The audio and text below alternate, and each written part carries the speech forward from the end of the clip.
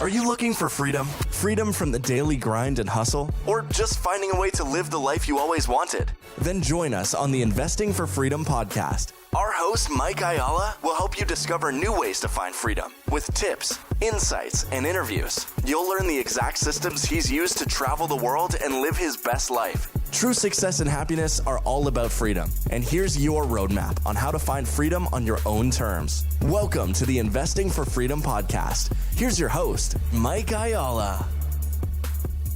Thank you for joining me on the Investing for Freedom podcast. Recently, it was actually May 7th at www.fourpeakspartners.com. I wrote in our blog there a little blog called Where the Wealthy Are Moving Their Cash. And to take that a step further, if you are not of the ranks of wealthy yet, and hopefully we're going to get there, which is the whole purpose and mission behind Investing for Freedom, what should you be doing during this time? I've been getting asked that a lot, like, hey, Mike, what should we be investing in? Should I be putting money in the stock market? Should I jump into real estate? And the answer to all that is, I don't know. What's your experience level? Where are you really at? How much capital do you have? But let's come back to the blog for a second. Recently, what seems like instantaneously, many fortunes were lost on Wall Street. A ton of jobs were lost on Main Street, as everyone knows. And I don't think anybody really could have anticipated the COVID-19 outbreak and the devastating economic situation that it would cause. I think a lot of people knew that, something was coming. Obviously, the ultra wealthy investors knew. I think a lot of Wall Street knew. A lot of banks were, kind of looking at it. A lot of people that I know that are investing in, multifamily, manufactured housing, commercial, all of that. I think everybody was kind of like, man, we've got to be somewhat at the top. But I don't think anybody could have seen COVID coming, right? So here's the thing that I talked about there in that blog, though. There was a class of investors that were prepared for some economic retreat, and it was a group of ultra wealthy investors. According to a June 2019 UBS Global Office Family Report, 55% of the wealthy families surveyed, worth an average of $1.2 billion, anticipated that the U.S. would slide into a recession within the next year, and they were right.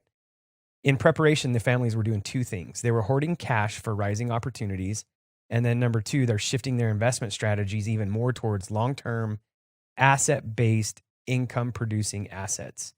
And most of that was through private equity investments, not necessarily in the stock market. So let me say that again. Long-term, asset-backed, income-producing assets. Ultra-wealthy investors and institutional investors have a knack for sensing economic disasters before they strike.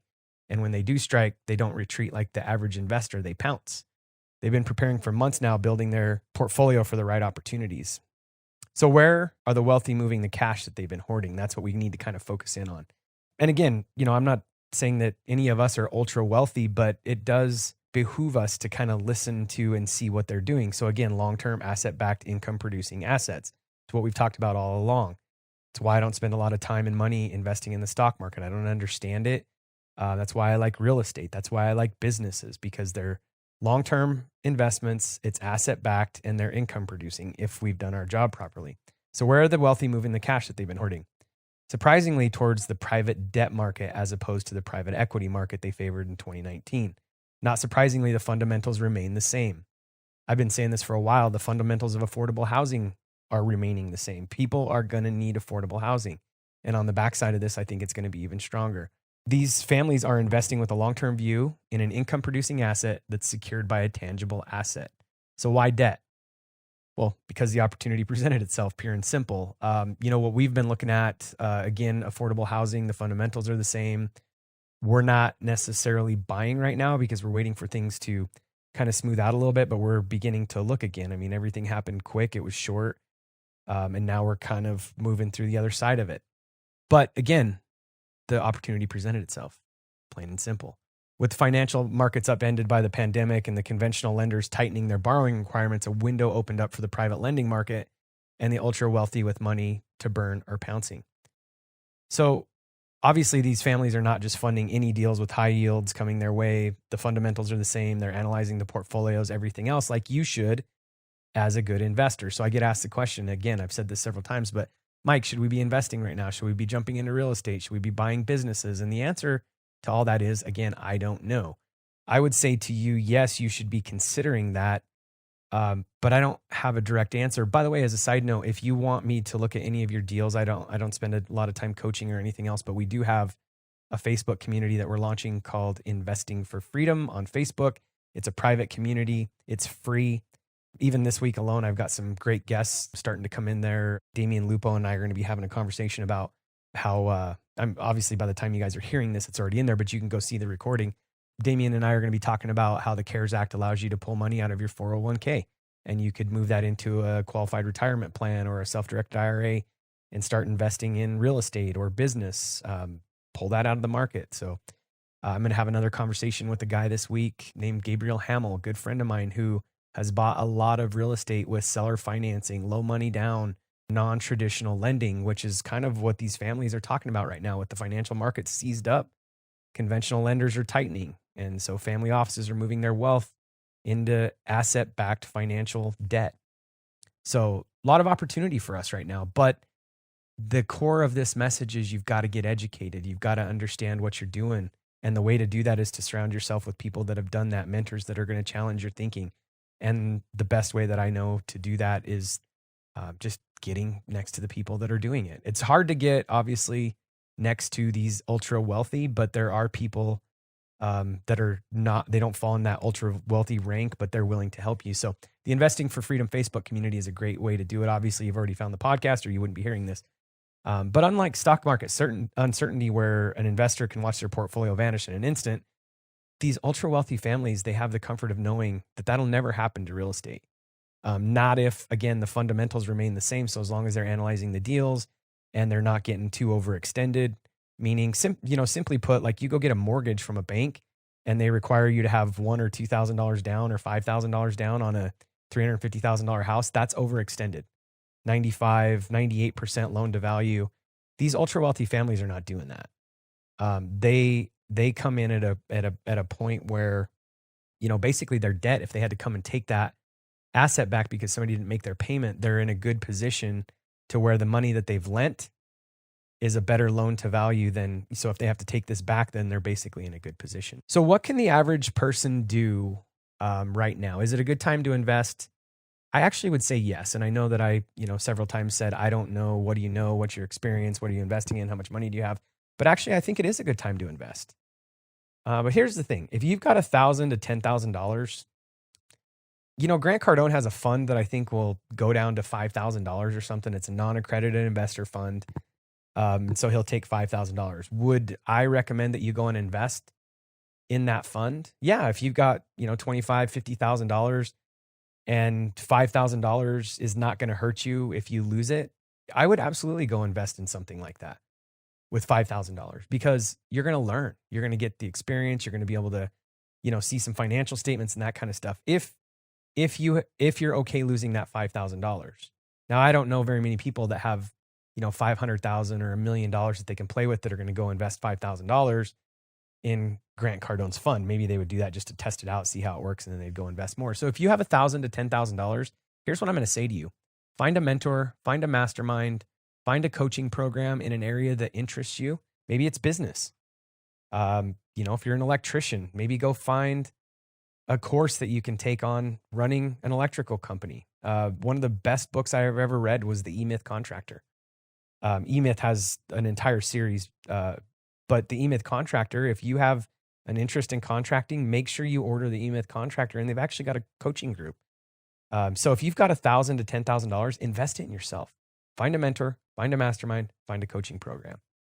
Here's the next step. If you've got $10,000 to $100,000 set aside, you've got a little nest egg. I've talked to a lot of people in the last few weeks that have $50,000, they've got $75,000, they've got $100,000 saved up, but they're not an accredited investor yet. A lot of passive investments require you to be an accredited investor.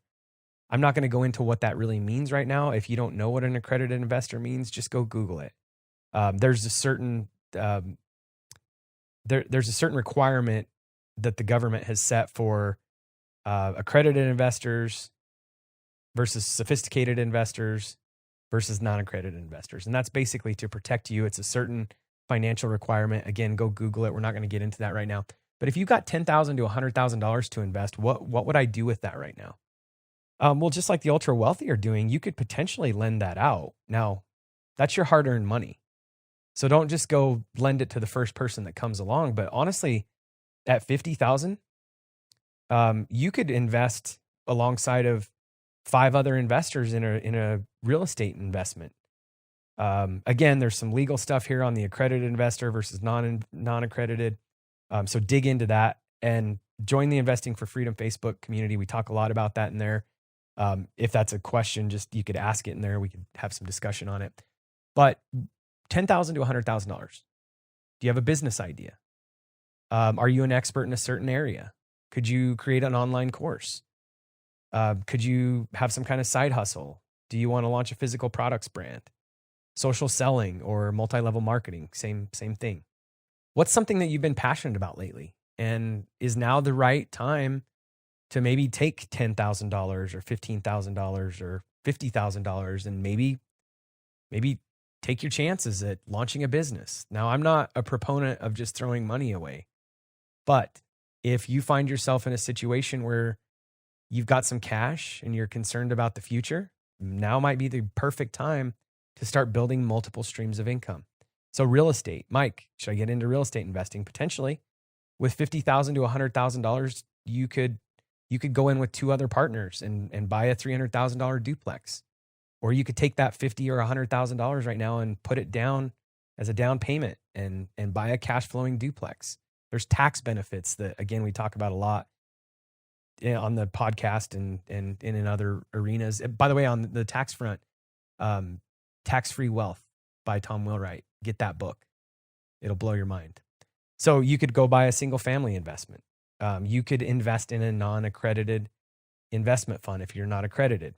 Maybe you're an accredited investor and you have $50,000 or $100,000. There's still good funds out there to invest in. Again, the case for affordable housing is stronger than it's ever been. So here's the thing. You've got 100,000 plus saved up. Now we get into a whole other realm, but passive, you could start a real estate investing business. So I think there's different schools of thought here on real estate. So you're either going to buy a few rentals or you're going to develop a real estate investment business. If you're going to be passive, you're probably investing with someone else, or you're buying, the idea is to go out and buy 10 or 15 or 20 of them, have a property management company manage everything. They're taking care of all the taxes, everything. That's somewhat passive. So maybe you're in that 100K plus range. And again, I'm not saying that you have to have 100K, but I don't want you spending your last $50,000 on a risky investment. But if you're in that 100K plus range and you're getting to the point where, you're really wanting to risk some of that, then maybe you get involved in passive, or you start looking at a real estate investment business. I'm going to go out and acquire a portfolio or something like that, or a cash influx to a business operator. There's a lot of great businesses out there that are struggling right now that are going to come back. What businesses are essential? What businesses had a great track record before they just had some of their revenue streams dried up? Maybe they just need a cash influx. And I literally know some guys right now that are taking a 15% stake in companies by just influxing capital to them. So they were performing well before. They need capital. Their lines of credit are dried up. And it looks like that their business is going to come back. And so people are taking an equity stake with a debt component to it. Buy a business. If you've wanted to launch a business, plumbing, heating, maybe a construction business, you wanted to get into, quilt making. Maybe now's the time. Maybe now's the time you can find somebody who's been operating a business for a while. They're tired. They're done. Their lines of credit are frozen. They can't get out of it. Maybe they want to sell it to you. You could literally, just like we can buy real estate with no money down, we can buy businesses with no money down. So be thinking about all that.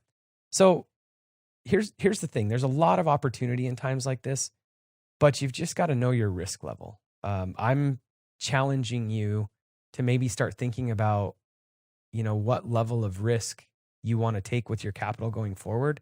And maybe you don't even have to have any capital. What are the wealthy investing in? Long-term, asset-backed, income-producing assets. So I've bought businesses in the past, and if you want to talk about this, feel free to just reach out to me, team at investingforfreedom.co. We can have some conversations around it.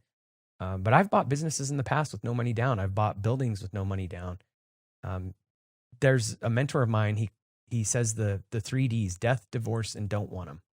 I'm not going to spend a lot of time getting into that right now, but basically, if you can find somebody that wants to offload their real estate or their business and you can structure a win-win that gets them what they want while you get what you want, there's opportunities in that.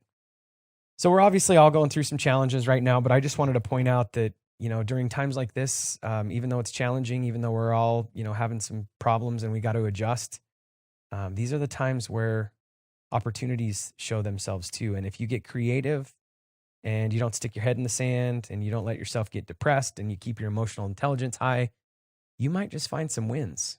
And as I wrote in the blog, many fortunes were lost on Wall Street. Millions of jobs were lost on Main Street. No one could have seen this coming, but that doesn't mean we have to stay there.